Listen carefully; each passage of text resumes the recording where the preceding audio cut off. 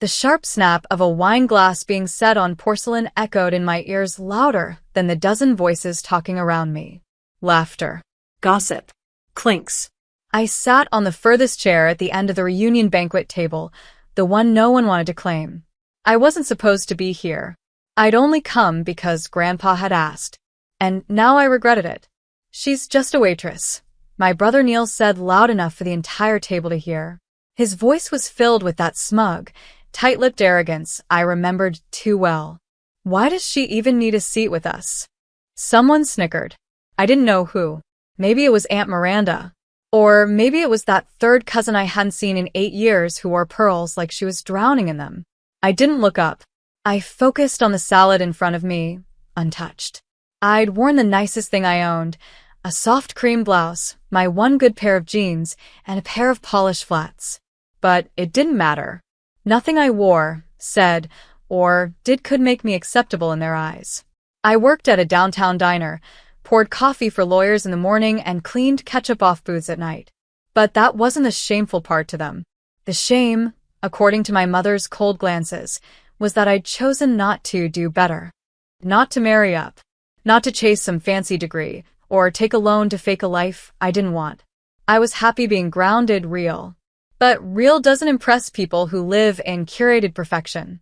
I forced a smile and tried to cut my chicken.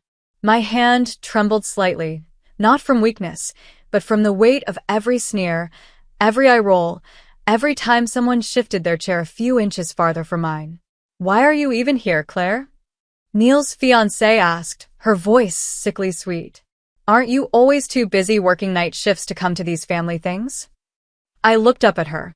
Blonde, glowy, dressed in designer chiffon. I recognized her. She'd come into the diner once. Left a $1 tip on a $48 bill. I said nothing back then. "I came because Grandpa invited me," I said calmly. My voice didn't shake, but I could feel my jaw tightening. I wasn't going to come. My mother sighed and pretended to fix the place settings. "You shouldn't have. This is a family celebration." "I am family," I said, my voice softer now, almost childlike. "Barely," Neil muttered, leaning back. "You're like the mascot, someone we all tolerate for comic relief." My ears burned. I blinked hard, refusing to let them see the glassiness forming. I wouldn't give them that. Then, just as I was about to excuse myself and leave, I heard it. The distant sound of tires crunching against gravel. Then silence. Then a collective gasp. Chairs scraped. Heads turned. The buzz of conversation halted like someone had hit mute. A black Rolls-Royce Phantom slowly rolled into view through the tall glass doors of the venue. My brother's fiancé clutched his arm. "Whose car is that?" The driver's door opened, and a sharply dressed man stepped out. 6'2", tan, wearing a dark blue suit that looked custom-made to fit a body sculpted by purpose, not vanity. The kind of man people turned to look at, not because he demanded attention, but because he owned it. He walked toward the hall. And he was smiling. "Claire," he said when he reached the entrance. His voice was smooth, deep, and warm. His eyes scanned the table until they landed on me, and in that moment, the room may as well have disappeared. Everyone stared. "Claire," my mom whispered. The man stepped forward, his tone effortlessly confident. "Sorry I'm late, baby. Traffic was worse than I expected." And then he did the unthinkable. He leaned down and kissed my hand. Tender, respectful, intimate, familiar. The room froze. Who is he?" someone stammered. I stood up slowly, locking eyes with Neil. "He's my husband," I said softly. Gasps rippled like waves through the room.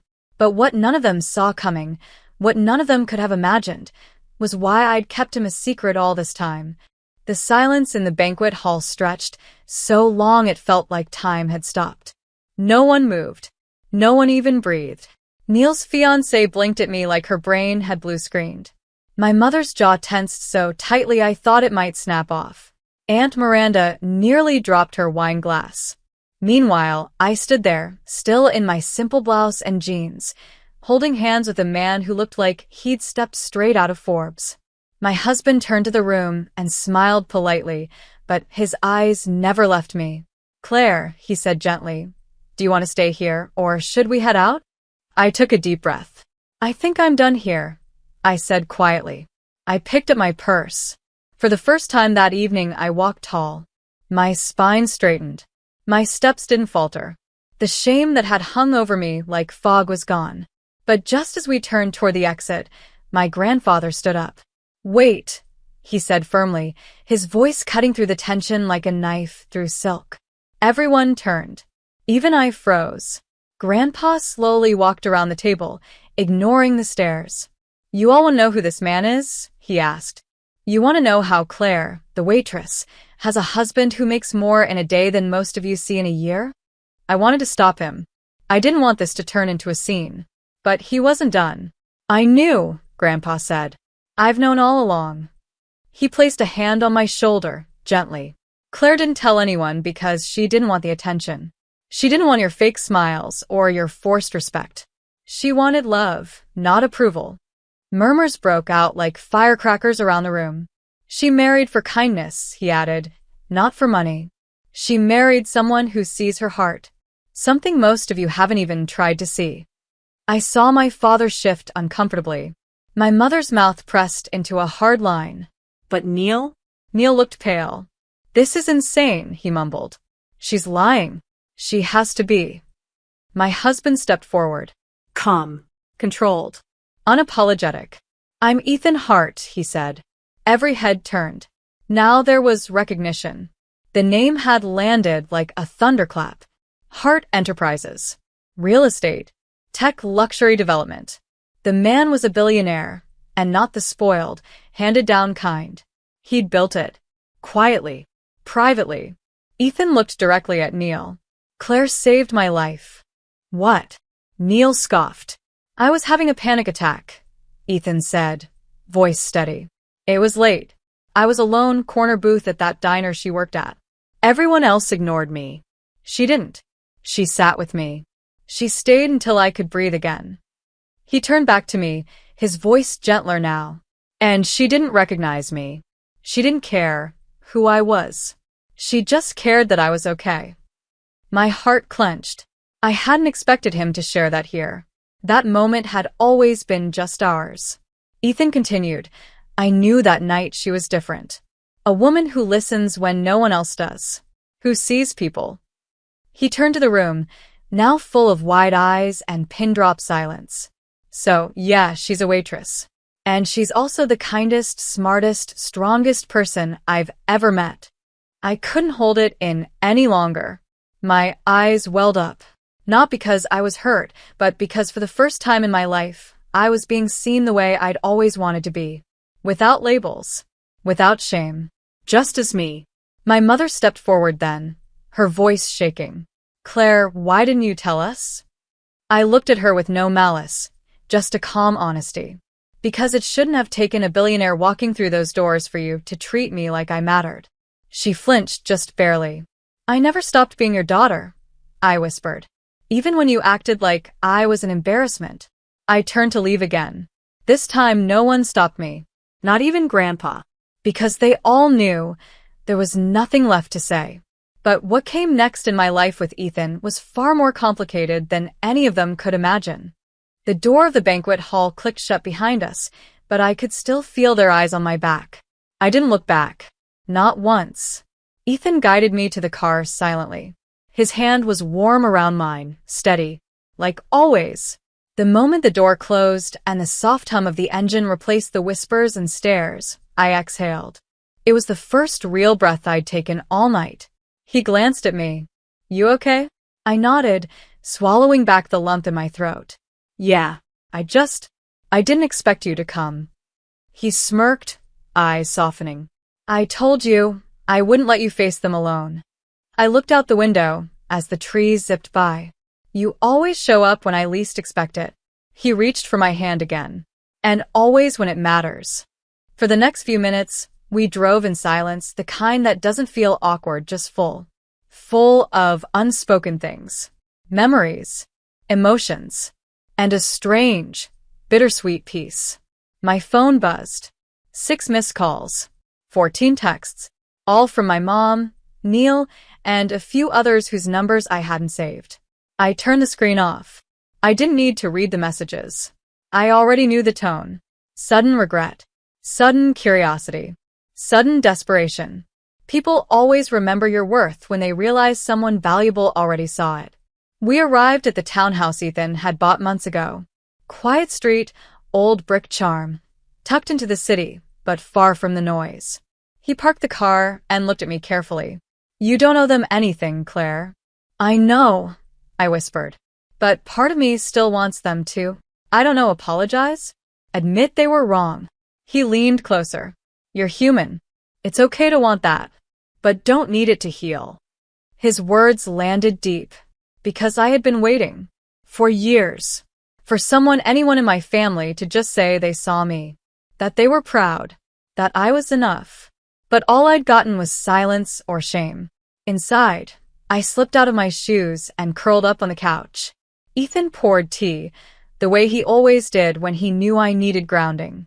Tell me something, he said as he handed me the mug. If today didn't happen, if that car never pulled up and they never knew who I was, would it have changed how you see yourself? I paused. The truth? No, I said. But it still hurts that I had to prove I'm not nothing before they finally paused long enough to blink. He nodded, his jaw tight. They didn't make you who you are. You did. I smiled faintly. That's not entirely true. They taught me what I didn't want to become. He laughed softly and brushed his fingers against my cheek. So now what? You want to go no contact? I sipped the tea. I don't know. Maybe. I need time to figure it out. He didn't push. He never did. Instead, he leaned back, pulled me into his arms, and said the thing that anchored me more than anything else. You were never just a waitress, Claire. You're my wife. You're my calm. You're everything I didn't know I needed until that night at the diner. I closed my eyes. That night. The night it all began. 2 years ago. The rain had been coming down in sheets. My shift was about to end, but a tall man in a damp coat slid into the corner booth 5 minutes before closing. He looked tired. Not the usual kind of tired, though. The kind that sat in his bones. I approached with a coffee pot. You okay, sir? No answer. Just a blank stare at the window, his breath shallow. Hey, I said, lowering my voice. You're having a panic attack, aren't you? His fingers twitched. His jaw clenched. He gave a tiny nod. I sat across from him, gently placing the mug down. Breathe with me. We sat there for 22 minutes. I didn't ask for money. Didn't ask for a name. Just helped him breathe until his hands stopped shaking. He left a $500 tip with a note. Thank you for seeing me. I didn't realize who he was until 2 weeks later when I saw his face on a magazine cover. By then, he had already returned to the diner, just to see me again. And now, he was my husband. And I was still that same girl who had nothing to prove, except to myself. 3 days passed. 3 days of silence from my family. Then the storm began. It started with a voicemail from my mother. Her tone was clipped, overly polite, like she was trying on kindness for the first time in years and didn't know if it fit. Claire, darling, I just want to talk. We were all a little shocked, that's all. I think it would be nice if we could catch up. Maybe dinner? Bring your husband. I didn't reply. Then Neil sent a long-winded text. No apology. Just a wall of words explaining how the reunion had taken a weird turn and how he hoped there were no hard feelings. Right. He'd called me comic relief. I ignored that too. But the message that finally got to me wasn't one I expected. It came from Grandpa. Handwritten. Delivered by courier. Claire, if I were 20 years younger, I'd have picked up the phone and given your brother a piece of my mind. But these days, my heart doesn't let me yell the way I used to. What happened at the reunion? I was ashamed. Not of you. Never of you. Of them. You've built something they could never understand because you built it from grace. From dignity. From nothing but your own strength. I'd love to see you. No pressure. Just lunch with your old grandpa. P.S. I always suspected your husband was someone important. The way he looked at you? That gave it away. I read the letter 5 times. Then I cried. Ethan came home from a meeting that afternoon and found me sitting at the kitchen counter with Grandpa's letter pressed to my chest. He didn't ask what was wrong, just walked over and pulled me into a hug. "I think I'm ready to see him," I whispered.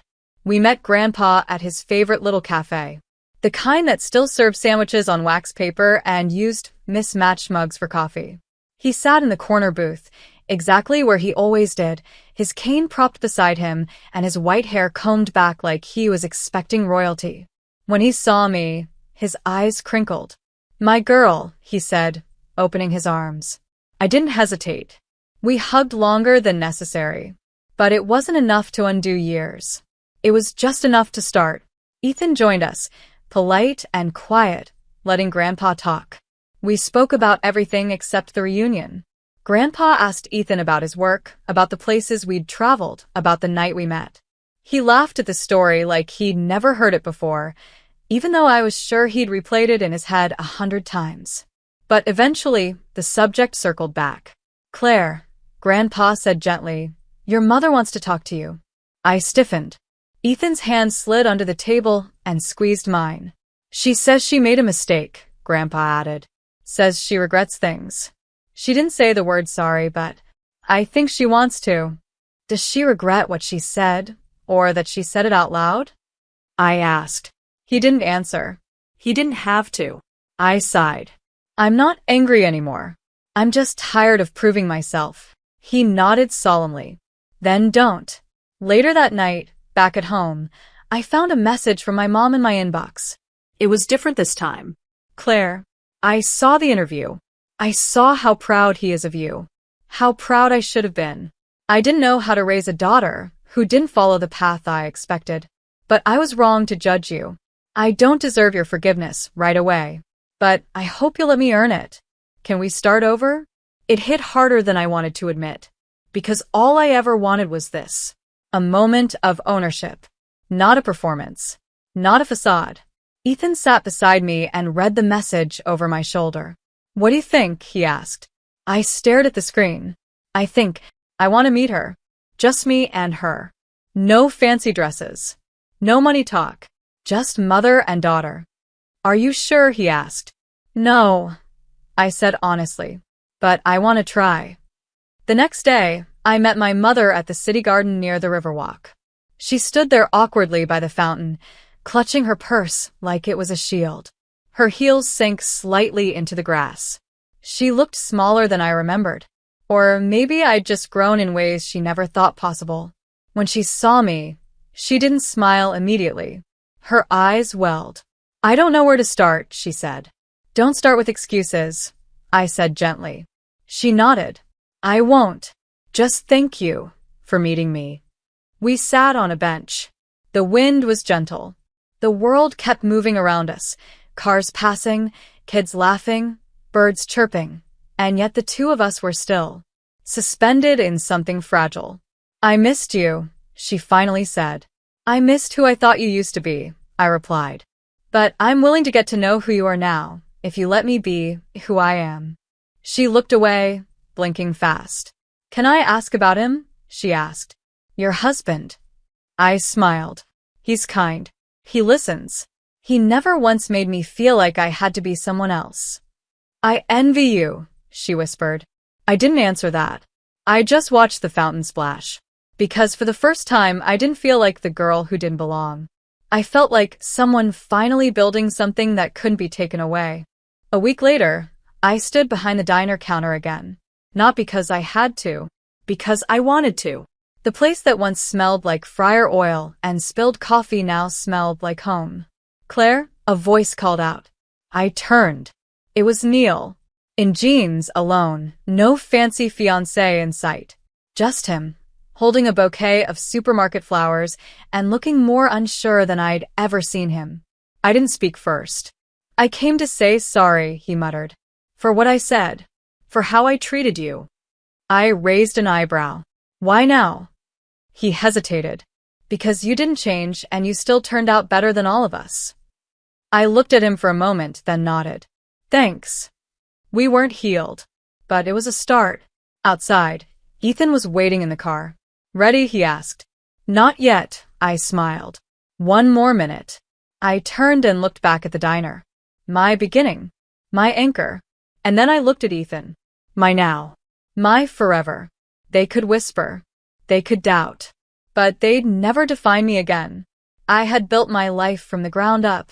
And the best part? I stayed kind. I stayed real. And I stayed me.